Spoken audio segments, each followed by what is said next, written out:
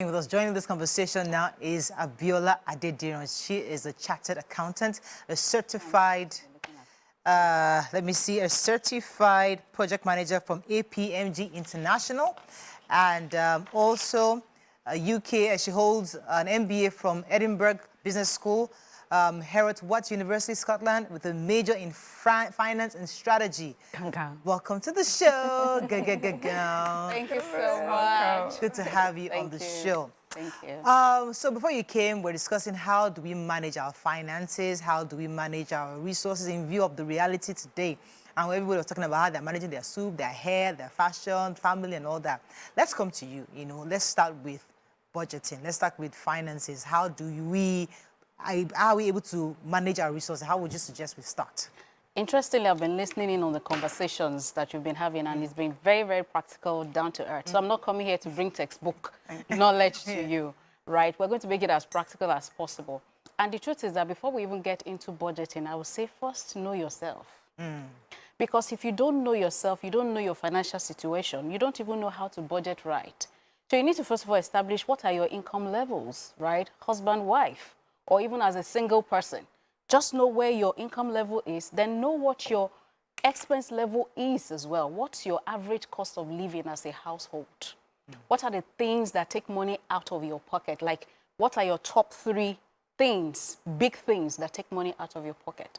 Because when you establish that, then budgeting is easy, right? So for instance, if as a household, we only have one source of income, we know that we can only budget what is coming in from that one source.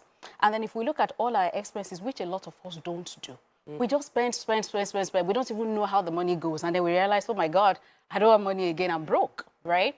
If you track your expenses, you are then able to say, oh, these are the things that are taking money out of me. Are there alternatives to this thing? Do we even really need some of these things? Can we cut out some of these things? And then when you're clear on that, then you can do budgeting, because at times people even budget and they can't stick with the budget because they are not in tune with their reality. And that reality could mean that, hey, we need to make more money. Because by the time you get to the bare bone of all of your expenses, you realize that, okay, these ones are basic. We can't do without it. We must have it. These ones are luxury items. Let's do away with it or find alternatives for it. And then by the time you come to terms with that, you then know how much income you need to sustain yourself as a family, and then plan for other things that you want to do outside of your basic, things that you need to do as a family or as an individual, as a single person. So budgeting is easier when you know yourself. Are you paying debt? Do you have a mortgage you're paying? Your reality will be different from mine if you have a loan that you are servicing and I don't have a loan. So it can be, the same for different people. Yeah, I mean, go ahead. Okay, yes. So I hear you say this, and I'm thinking of someone that's working in an office that gets a salary. But then, if we're talking about the majority of Nigerians and the fact that it's hugely informal, a lot of people have money that they put and put out, put in your business, take out, and use for your day-to-day. For those sort of people, how would they manage, really? Because for them, it's the money I have to spend today, I need to make it today. That's really tough. But I would say that, you see, once you are clear on what you need on a daily basis, it even helps. Okay. Because what that then means is that you must do the work that will bring that money, really. So if on an average, whatever, we spend maybe 10K per day as a household, buy food, pay for this and that, it means that every time I go out, when I'm coming back, I must make 10K. Otherwise, we won't eat, or there are certain things we won't be able to do, right? So it will be a bit tough, but the reality is that know first, have information. Once you have information, it helps you with planning.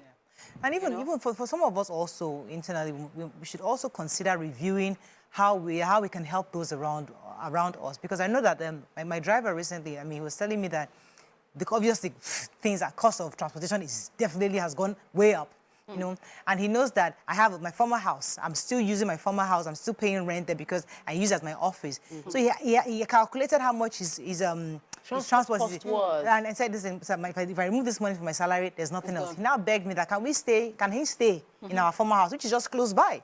And we allowed him to be, so he stays there from Mondays to Fridays. And goes home Fridays, comes back. So he's with his family Friday to Sunday, but his family has released him Monday to Friday. So he stays there. At least he saves 5 working days of of transportation fare. Right. So that's him Being thinking creative. creative. So he did what you said, which is know how much my cost is. Exactly. I can't afford it. Let me stay. And he came to his employer, and I was able to accommodate. So these are things that we also have to see what we can do to help those around us, because those are the lower parts of society that need need reconsideration. But you know, Mariam's question is very, very important in that my mom sells and buys on a daily basis, and it's been a battle balancing that account because what she's selling are small items with small profits, and the trading capacity has reduced. She was saying she has never bought bread and it went bad, but that for the first time, people are not buying bread as much as before, so she had to reduce the stock of bread she's buying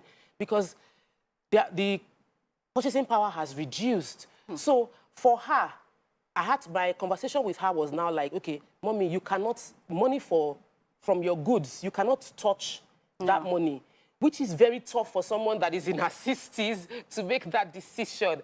But this money, you cannot touch it. You need to know that you must calculate what you've sold and know that my 10% is my profit that I can take out at the end of the day. So you can only touch the money at the end of the day. And you have to stop selling on credit. It's tough for her. She has not obeyed me till now. I'm sure at this time she has already sold credit today. People are buying on credit and they are not paying. And I have to beg business owners, please, if you are doing small trading, you can't afford to be selling on credit anymore because you are losing your capital in trying to sustain another person's kindness. Yes. So, for entrepreneurs, I think the conversation is a bit more touching. So I'll give an example. There's a raw material I buy in my business. It was 2,500. By the next time I called to buy that same raw material, it was 6,500. Times 3. Yeah. So what do I do? Where do I go from here? So for example, you know, the increase in Forex also, we just wake up one day and see that we can't really even plan with the income that we already have. Or the, I mean, so my question is, what advice would you give entrepreneurs that sell, and even when they sell, they can't restock with that same money? It's a tough environment. I can tell you, nobody really has all the answers. Yeah. In fact, where we are right now is scenario testing. Like you're trying different things and you're just trying to see what works. Now, the cost of raw materials and everything that goes into your business has increased. Even the ones that you're buying like whole, maybe you're just trading, it's already finished. The price of those things have also gone up.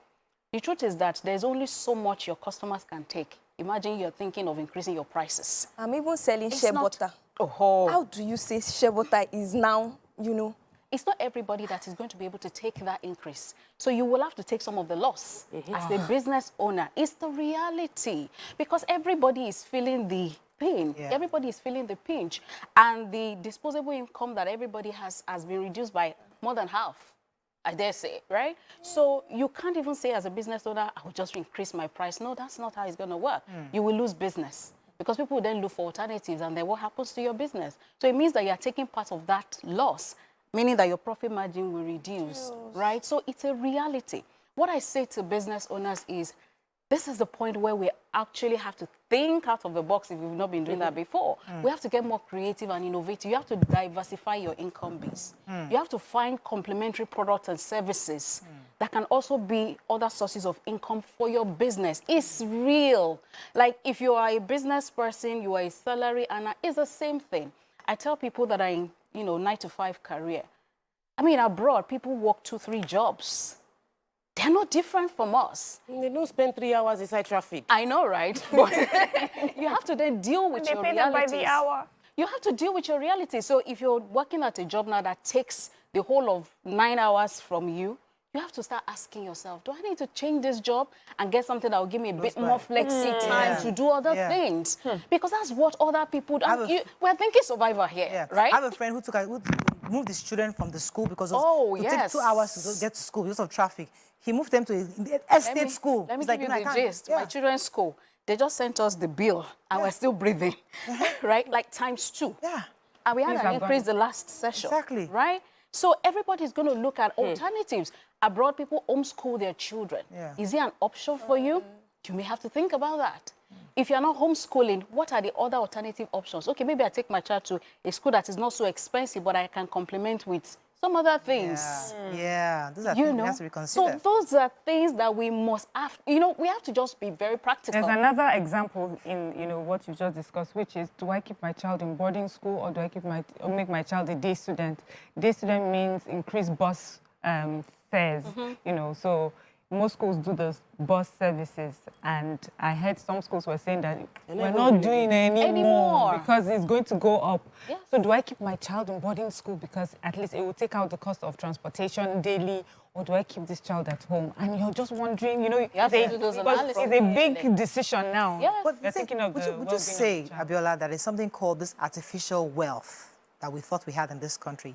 So, for example, restaurants were springing up left, right, and center. People were having hotels every corner, everybody was, But with the realities now, not a lot of people can afford those hotels anymore, can afford to go to restaurants, can afford to do those nice, fine dining that we used to enjoy because things are different. So would you, if you were consulting for some of these businesses, is it to diversify or to shut down? In some cases, they may have to change their business model. If you're not in a business where you're providing basic things right now, your business may be challenged because you don't have a lot of people now who can afford luxury things. Yes. Right? So you're going to see revenue shrinking. And that is why I say you may have to diversify your business model. You may have to find complementary products and services that are maybe low end that can complement what you currently offer. Right? So the picture will look different for different businesses, right? But you have to find what works for you. Like artificial money, artificial wealth, maybe, maybe not, right? But I think something must have informed the people that went into all of these sort of businesses because there's just that perception, especially in Lagos, which is a huge metropolis, a lot of business activities and all that. But now the reality is that you have to look back in the business again and ask yourself questions, very tough questions. Is this business model still sustainable in today's economy? How do we survive and thrive in this economy? I mean, this time will pass, but in this moment, we have to survive.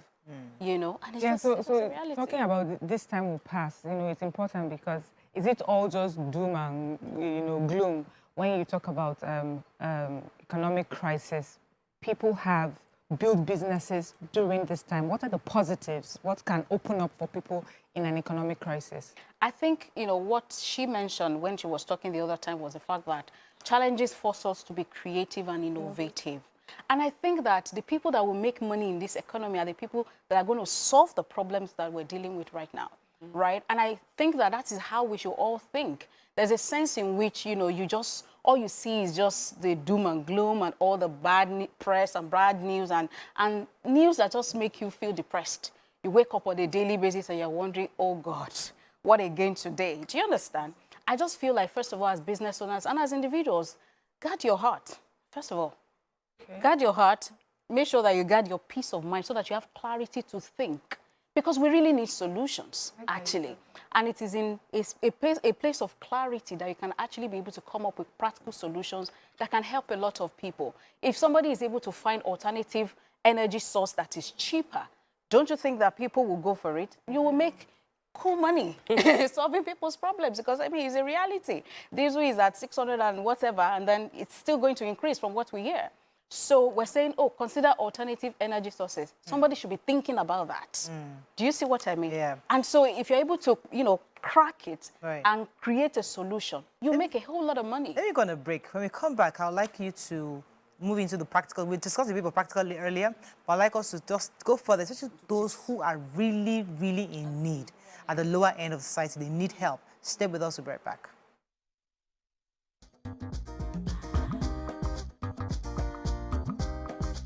Stay tuned.